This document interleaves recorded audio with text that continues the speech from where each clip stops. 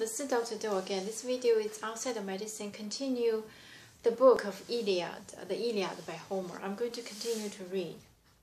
Now, as long as the armies fought to take the rampart, far from the fast ships, Patroclus set it out in his front, Eurypylus' shelter, trying to lift the soldier's heart with stories, applying soothing drugs to his dreadful wound, as he thought to calm the black waves of pain. But soon as he heard the Trojans storm the wall and the shouts rise from Achaeans, lost in panic and wrath, Patroclus gave a groan and, slapping his thigh hard with the flat of both hands, burst forth in anguish. "I cannot stay here with you any longer. Eurypylus, much as you need me there, a great battle breaks. No, let an aid attend you here while I rush back to Achilles. Spur him into combat. Who knows? With the gods' help, I just might rouse him now, bring his fighting spirit around at last." The persuasion of a comrade has its powers. With the last words, his feet sped him on. Meanwhile, the Argives blocked the Trojan assault, but they still couldn't repel them from the fleet. Outnumbering them as they did, nor could the Trojans once break through the Argives' bulking forward mass and force their passage through to ships and shelters, tense as a chalk line marks the cut of ship timber, drawn taut and true in a skilled shipwright's hands. Some master craftsman trained in Athena's school, so tense the battle line was drawn, dead even. Some forces at some ships, some clashed at others, but Hector charged head-on at Ajax, braced for battle, and both warriors fought it out for a single vessel. Nor could Hector burst through and ignite the hull, nor Ajax drive him back. A god drove Hector on. And here came Caletor, son of Trojan Clytius, sweeping fire against the prow, but famous Ajax stopped him short with a spear that stabbed his chest. Down he crashed. The torch dropped from his fist, right before Hector's eyes. He watched his cousin sprawl in the dust before the huge black ship and gave a stirring cry to all his units. Trojans, Lycians, Dardan fighters, hand to hand, do not yield an inch. Not in these bloody straits. Rescue Caletor before the Argives strip his gear. He's down, he's dead by the ships that crowd the beach. And he raised that cry, he flung his spear at Ajax, but the glinting metal missed and he hit Master's son, Lycophron, Ajax' friend in arms. Cythera born, yet he lived with Ajax once he'd killed a man.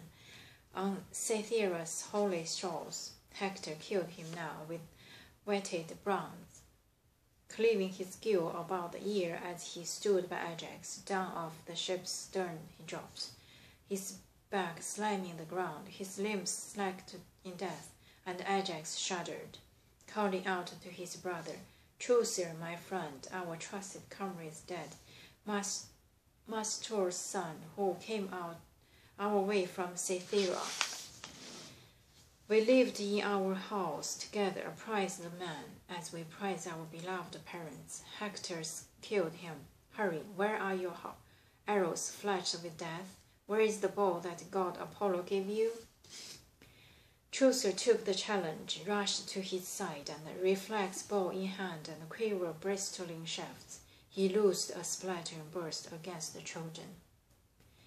He picked off Clytius, Pisander's shining son, the charioteer to noble Panthor's son, Polydamas, wrestling the reins, struggling to head his horses straight for the point where most battalions panicked.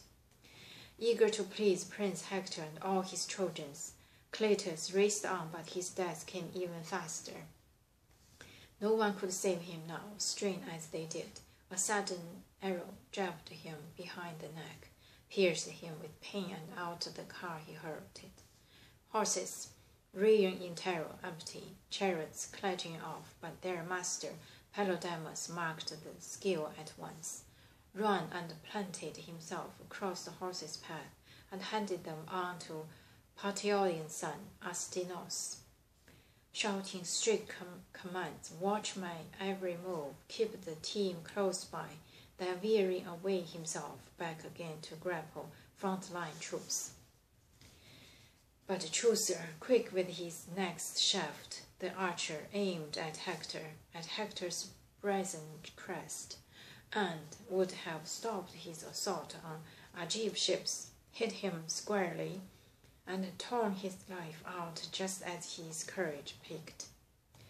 But he could not dodge the lightning mind of Zeus, standing guard over Hector. Zeus stole the glory right from Chaucer's grasp.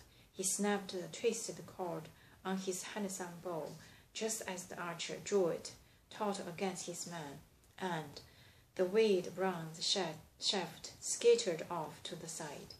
The bow dropped from his hand, and Chaucer shuddered, calling out to his brother, "Oh, what luck! Look, some power cuts us out of the fighting, foils our plans."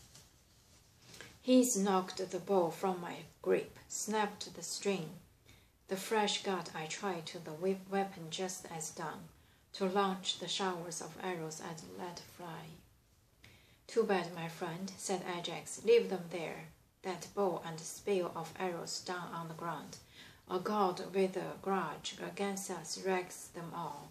Take up a long spear shield on your shoulder. Go for the Trojans, urge your troop to battle. Maybe they've whipped us here, but not without a fight. Will they take our benched ships? Call us the joy of war." At that, his brother dropped his bow in a shelter, sling a shield on his shoulder, 4 piles thick. Over his powerful head he set a well-forged helmet, the horsehair crest atop it tossing, bristling terror, and taking a rugged spear shaft tipped with weighted bronze. The archer went on the run to stand by Ajax's side.